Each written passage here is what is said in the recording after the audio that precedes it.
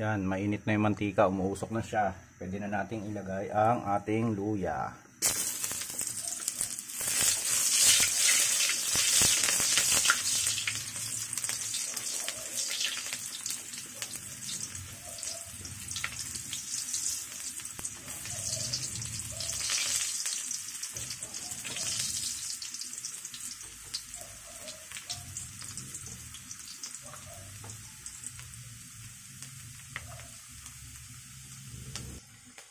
Pag nangangamoy na siya, isunod na natin ang sibuyas at bawang. Bawang muna. Bawang. Gisa-gisahin lang natin mga gar.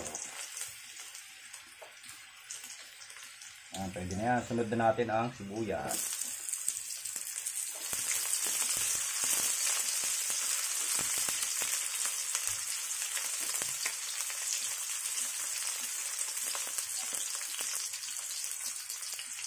Last ang ating sili.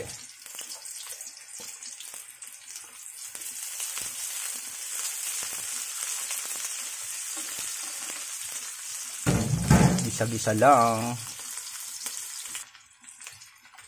At pag nagrereklamo na yung kapitbahay nyo sa niluluto mo, pwede na nating isunod yung liempo at saka bituka ng baboy. Halu-haluin lang ulit natin.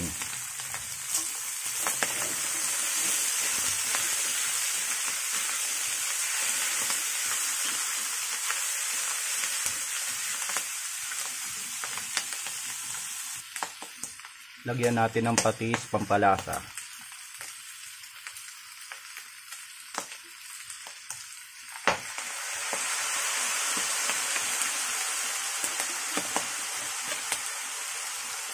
Halu-haluin ulit.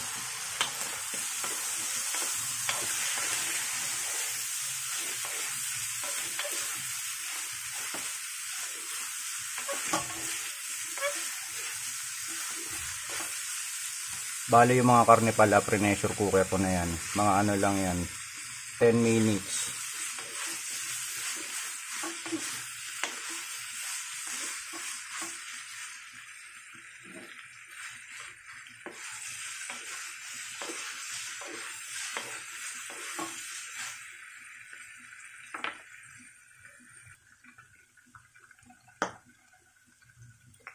Lagyan din natin ng onting betchin.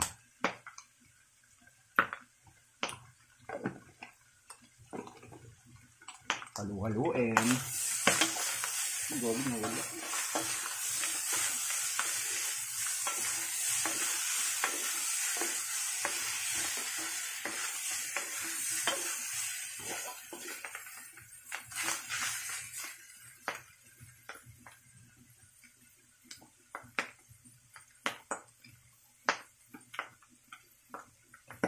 Pamintang durog din pala.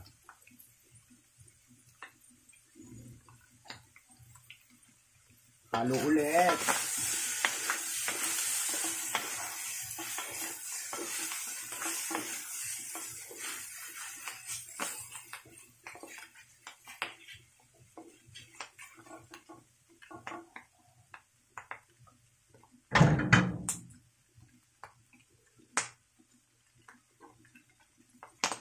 Tapos niyan, isunod na natin yung pinaglagaan niya itong mga karne.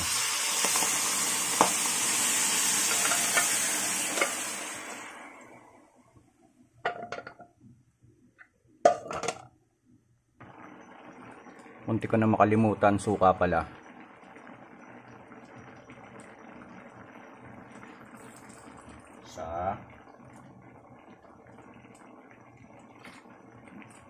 Pwede na siguro yan.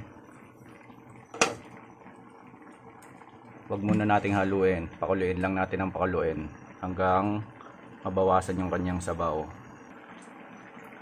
Sunod ko na rin tong choknat. Isang piraso lang. Pork na baboy yan.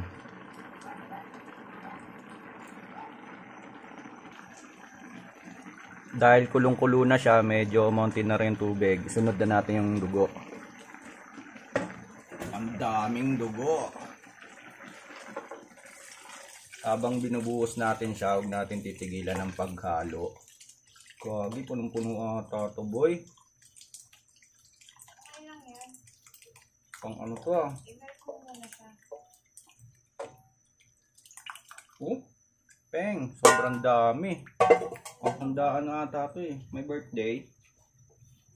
Punong-puno, boy.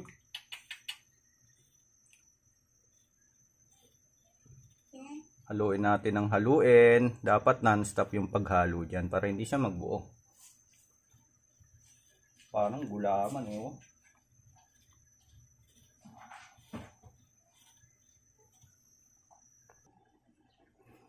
Halo lang ng halo. Paldo kay ate. Sobrang daming binigay na dugo sa amin. Magtatanghali na daw kasi.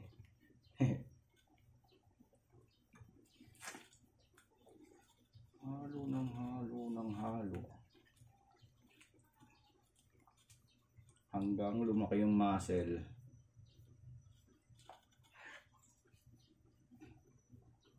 Mukhang champurado ah.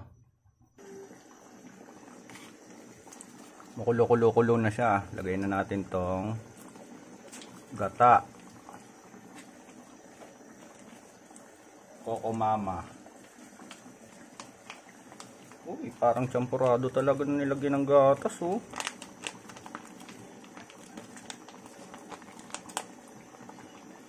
Sana panalo yung lasa. Hindi pa natin tinitikman eh. Halu-haluin natin ulit. Bango.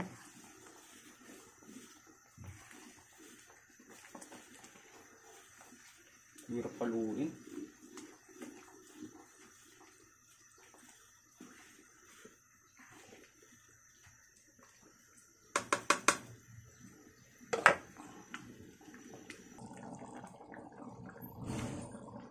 Okay na siguro yan. Luto na ata. Pwede na natin ilagay ang mga kangkay. Nagkaroon na siya ng kulay. Kanina plain lang eh.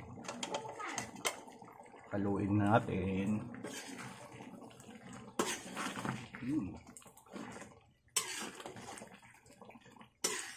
Kita nyo ba yan mga gar? Namuo siya ah.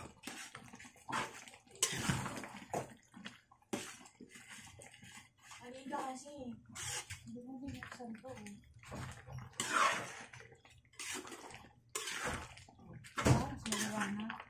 Pala may ilaw pala dyan eh. Hindi yung kanina, ang dilim eh. Parang wala na. Binuksan eh. Parang nakikita sa niluluto ko eh. Luto na yan. Luto na to. Teka, iyan natin. Hindi pa.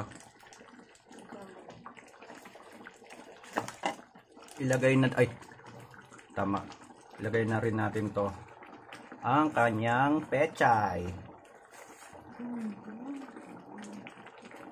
Lubog lang nga siya konti para madali siya mahanap. Lubog mo lang.